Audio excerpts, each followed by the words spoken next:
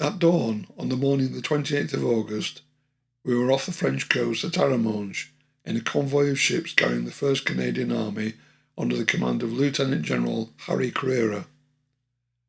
The large ships we had crossed on dropped rope netting over the sides, and the soldiers on board had to climb down into landing craft moored alongside, into which the cranes on the ship were already loading lorries and motorcycles. When the landing craft was loaded, it sailed into the shallow water until it beached and stopped. At that point, the bow door was opened to form a ramp down into the sea. For weeks prior to embarkation, the men had been spending their time on courses, learning and putting into practice waterproofing all vehicles so that they could drive through shallow waters without stalling. I rode my motorbike off the landing craft, down the ramp, and into the sea. One of my colleagues caught his foot on an obstacle under the water and broke his ankle, so he returned to England on the ship we had just left. There were bodies of dead soldiers, mainly German, floating in the sea.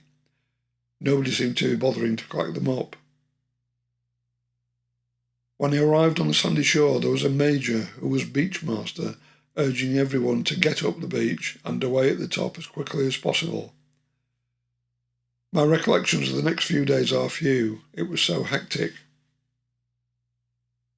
We were fortunate to have our own vehicles to sleep under at night, and when we parked up, every vehicle had to be covered with camouflage netting so that the presence of the vehicles was not obvious from the air. When a driver moved a vehicle in the parking area, he had to use a tree branch to obliterate his tyre tracks. This state of affairs did not go on for very long, for it soon became obvious that the German Air Force was spent. The area around the beachhead was continuously patrolled by Spitfires from the RAF and Mustangs from the American Air Force.